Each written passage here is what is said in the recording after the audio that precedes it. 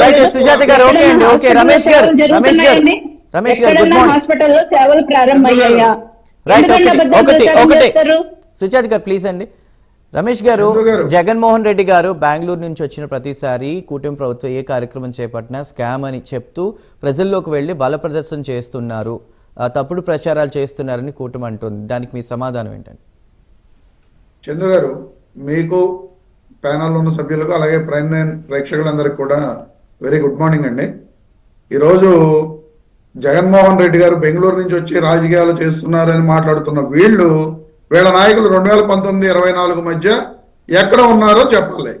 ఒకళ్ళు చంద్రబాబు నాయుడు గారు కానీ పవన్ కళ్యాణ్ గారు కానీ ఇద్దరు కూడా ప్రతిరోజు హైదరాబాద్ నుంచి వచ్చి ఇక్కడ రాజకీయాలు చేసి మళ్ళీ సాయంత్రం ఫ్లైట్లకు హైదరాబాద్ వెళ్ళేవాళ్ళు. వీళ్ళు ఈ రోజున దాన్ని ఏదో అంటారు చూడండి, ఏదో సామెత మళ్ళీ చెప్తే బాగోదు, ఆ రకంగా ఇటువంటి మాటలు మాట్లాడటం వాళ్ళు ఎలాంటి పరిస్థితుల్లో ఉన్నారో వాళ్ళకే అర్థమవుతుంది. ఎందుకంటే ఈ రోజున కరోనా టైంలో 2 సంవత్సరాల పాటు కరోనా వచ్చి రాష్ట్రం అతలాకుతలం అయిపోతే కరోనా టైంలో కనీసం ఈ రాష్ట్ర మొహం చూడని నాయకులు చంద్రబాబు నాయుడు పవన్ కళ్యాణ్ గారు. చంద్రబాబు నాయుడు గారు అయితే జూమ్ మీటింగ్లు ఎక్కడ రాష్ట్రంలోకి వస్తే ఆయన కరోనా ఎక్కడొచ్చి అక్కడ ఇబ్బంది పడతాను అని చెప్పి జూమ్ మీటింగ్లు పెట్టుకుని ఆయన పార్టీని నడుపుకున్న వ్యక్తి చంద్రబాబు నాయుడు గారు. వీళ్ళు మళ్ళీ జగన్మోహన్ రెడ్డి గారిని విజిటింగ్ పొలిటీషియన్, అసలు ఆ మాట మాట్లాడిన సత్యకుమార్ గారు ఈ రాష్ట్రంలో గత 5 ఏళ్లలో ఎన్ని రోజులు ఈ రాష్ట్రంలో రాజకీయం చేశారు అనేది వేళ్ల మీద లెక్క పెట్టొచ్చు. మహా అయితే నాకు తెలిసి ఒక 20-25 రోజులు ఈ రాష్ట్రంలో ఉండుంటాడు ఆయన. ఎప్పుడూ కూడా సత్యకుమార్ అనే వ్యక్తి బీజేపీ పార్టీ తరఫున పక్క రాష్ట్రాల్లో రాజకీయం చేయడం నేను చూశాను తప్ప మన రాష్ట్రంలో రాజకీయాలు చేయడం అనేది నేను ఎప్పుడూ చూడలేదు. అలాగే ఆయన మాట్లాడుతూ చాలా మాట్లాడారు నిన్న, రాజకీయాలు విజిటింగ్ పొలిటీషియన్ డ్రామా, కొత్త డ్రామాకు తెరలైపోయారు, అసత్య ప్రచారాలు చేస్తున్నారు, ఈ రకంగా ఆయన మాట్లాడారు. అసలు ఈ రాష్ట్రంలో బీజేపీ పరిస్థితి ఏంటంటే ఈ బీజేపీ పార్టీ ఎప్పుడూ ఏదో ఒక పార్టీతో పొత్తు పెట్టుకుంటే ఒక సీటు కూడా గెలవలేని పరిస్థితిలో ఈ రాష్ట్రంలో బీజేపీ పార్టీ ఉంది. తెలుగుదేశం పార్టీ అండలేకపోతే ఈ రోజున ఆయన ఎమ్మెల్యే కాడు ధర్మవరంలో, మంత్రి కూడా కాలేడు. 2019 ఎన్నికల్లో ఒంటరిగా పోటీ చేసిన ఈ పార్టీకి వచ్చిన ఓట్ల శాతం 0.83%. అటువంటి అంత తక్కువ ఓట్ల శాతం ఉన్న ఆ పార్టీకి చెందిన నాయకుడు 3 సార్లు ఎమ్మెల్యే, ఒకసారి ప్రతిపక్ష నాయకుడు, ఈ రాష్ట్రానికి ముఖ్యమంత్రిగా పనిచేసిన ఎంపీగా పనిచేసిన జగన్మోహన్ రెడ్డి గారిని విమర్శించడం అతని అజ్ఞానానికి నిదర్శనం. విజిటింగ్ పొలిటీషియన్ అని ఈ రకంగా విమర్శించడం సత్యకుమార్ గారి అజ్ఞానానికి నిదర్శనం. ఇంకా ఆయన మాట్లాడుతూ ఈ రాష్ట్రంలో అభివృద్ధిని అడ్డుకుంటున్నారు, అభివృద్ధిని అడ్డుకోవడానికి ఇటువంటి అసత్య ప్రచారాలు చేస్తున్నారని చెప్పి ఆయన చెప్తున్నారు. 99 పైసలకే ఎకరాలు కార్పొరేట్లకు దోచిపెట్టడం అభివృద్ధి అనేది సత్యకుమార్ గారి ఉద్దేశం అయి ఉంటుంది. అలాగే ఈ రాష్ట్రంలో మనందరికీ తెలుసు 2.66 లక్షల కోట్ల రూపాయల అప్పు 18 నెలల్లో చేయడం అభివృద్ధి అని సత్యకుమార్ గారు చెబుతున్నట్లున్నారు. అలాగే రాష్ట్ర వ్యాప్తంగా ఉన్న ఇసుక, మట్టి, గ్రావెల్ దోచుకోవడం అనేది సత్యకుమార్ గారి దృష్టిలో అభివృద్ధి అనుకుంటా. అలాగే గడప గడపకు మద్యాన్ని సప్లై చేయడం సత్యకుమార్ గారి దృష్టిలో అభివృద్ధి అనుకుంటా. అలాగే జగన్మోహన్ రెడ్డి గారు పెట్టిన పథకాలకు కానీ లేదా సచివాలయ వ్యవస్థలు ఇటువంటి వాటికి పేర్లు మార్చడం అనేది ఆయన దృష్టిలో అభివృద్ధి అనుకుంటా. అలాగే రాష్ట్ర వ్యాప్తంగా భూములు కబ్జా చేయడం సత్యకుమార్ గారి దృష్టిలో అభివృద్ధి. ఈ రకంగా ఈ రాష్ట్రంలో కూటమి ప్రభుత్వ పరిపాలనలో రెడ్ బుక్ రాజ్యాంగం నడిపిస్తూ ఆ పరిపాలనలో భాగస్వామి అయిన బీజేపీ పార్టీ మంత్రిగా ఉన్న సత్యకుమార్ గారు నిజాలు మాట్లాడకుండా ఎక్కడికక్కడ అబద్ధాలు మాట్లాడటం అనేది కరెక్ట్ కాదు. అలాగే ఆయన గతంలో కూడా అసలు ముందు ఆయన ఆరోగ్య శాఖ పరిస్థితి ఎలాగుందో ఆయన చెప్పమనండి. ఈ 18 నెలల పరిపాలనలో ఆయన ఆరోగ్య శాఖలో తెచ్చిన మార్పులు ఏంటి? ఎక్కడో దాకా ఏలూరు ప్రభుత్వ ఆసుపత్రిలో మెడికోలని ఎలుకలు కొరికిని తెలుసా చందు గారు మీకు? ఏలూరు ప్రభుత్వ హాస్పిటల్లో మెడికోలని ఎలుకలు కొరికితే అది పరిస్థితి మెడికల్ కాలేజీల్లో విద్యార్థుల పరిస్థితి.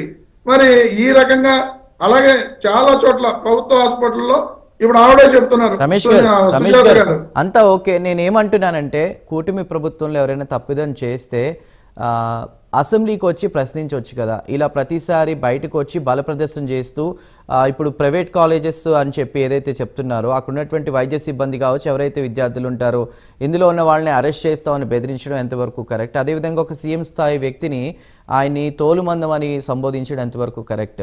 రాజకీయంగా విమర్శలు చేసుకోవచ్చు, కానీ అది పర్సనల్గా వెళ్తూ లేదా వాళ్ళని వీళ్ళని బెదిరించడం ఎంతవరకు కరెక్ట్ ఒక మాజీ సీఎం?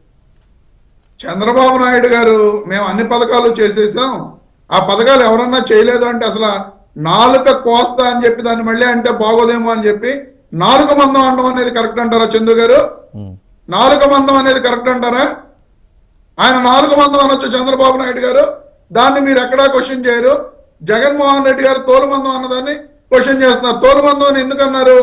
చంద్రబాబు నాయుడు గారికి మనం ఎన్నిసార్లు విజ్ఞప్తులు చేసినా సరే ఆయన మెడికల్ కాలేజీలను ప్రైవేటీకరణ చేయడానికే ముందుకు వస్తున్నారు తప్ప ఆయన ప్రభుత్వ ఇదిలో నడపడానికి సిద్ధంగా లేరు అనే దాని విషయం మీద తోలుమందం ఆయనకి తోలుమందంగా ఉందని చెప్పి మాట్లాడటం జరిగింది. అది ఆయన తప్పుడు పదమా? ఆయన నాలుగు మందం అంటే అనేది కరెక్ట్ అని అంటారా మరి? అలాగే మీరు ఇంకోటి కూడా అసెంబ్లీకి వెళ్ళి ప్రశ్నించవచ్చు కదా అంటారు. అసలు బయట ఇంత పోరాటం చేస్తూ ఇన్ని ఉద్యమాలు చేస్తుంటేనే చంద్రబాబు నాయుడు గారు ఎక్కడా కూడా స్పందించిన దాఖలాలు లేవు. నేను పీపీపీ ఈ విధానంలోనే వెళ్తాను, నా ఇష్టం, ఈ రాష్ట్రానికి నేను ముఖ్యమంత్రిగా 5 ఏళ్ళు ఉంటానని చెప్పి ఆ విధానంలో ఆయన ముందుకు వెళుతున్నప్పుడు ఇంకా ఆయన్ని అసెంబ్లీకి వెళ్ళి ప్రశ్నిస్తే ఏంటి, బయట ప్రశ్నిస్తే ఏంటి? ఎక్కడ ప్రశ్నించినా పేద ప్రజలకు న్యాయం చేయాలనుకునే ఉద్దేశం కనుక చంద్రబాబు నాయుడు గారికి ఉంటే ఖచ్చితంగా ఈ ప్రైవేటీకరణ పక్కన పెడతారు, పేద ప్రజలకు న్యాయం చేస్తారు. ఇప్పుడు సుజాత గారు మాట్లాడుతూ ప్రజలు ఎక్కడా కనిపించలేదంట ఈ 1,00,00,000 సంతకాల కార్యక్రమంలో. మరి ఆవిడ ఈ మధ్యన పసుపు కళ్ళజోడు కూడా పెట్టుకున్నారు కాబట్టి ఆవిడ ప్రజలు ఎక్కడా కనిపించరు. ఎందుకంటే ఆవిడ ఈ రోజు కూటమి ప్రభుత్వంలో భాగం పంచుకుంటున్నారు, అధికారం పంచుకుంటున్నారు. మీరు రండి నాతోటి, నేను నా కాన్స్టిట్యున్సీలో మేము పెట్టించిన సంతకాలన్నిటిలో అవన్నీ కూడా ఎక్సెల్ షీట్ చేసాం.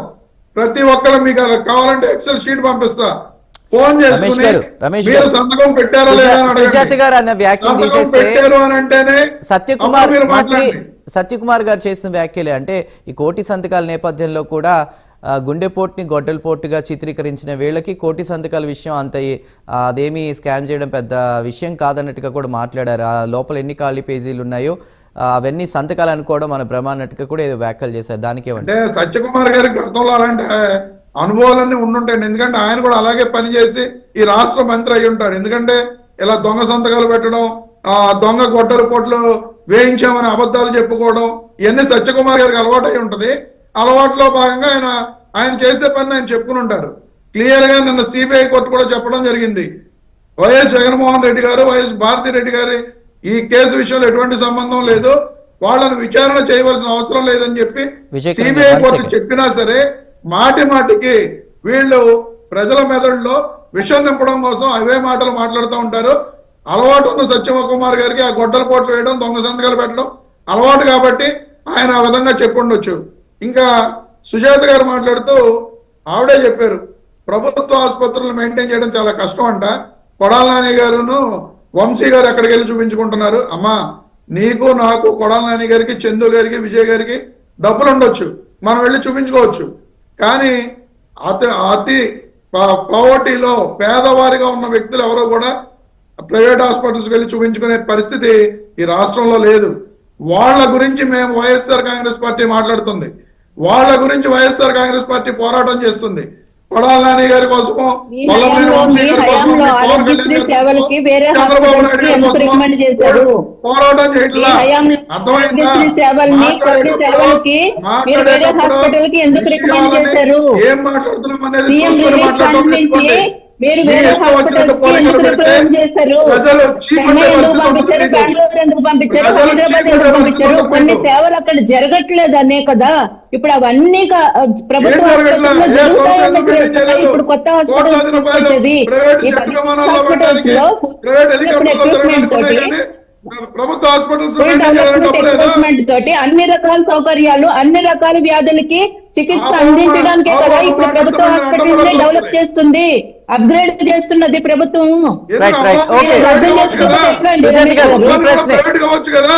చాలా బాగా పరిపాలిస్తారు. రమేష్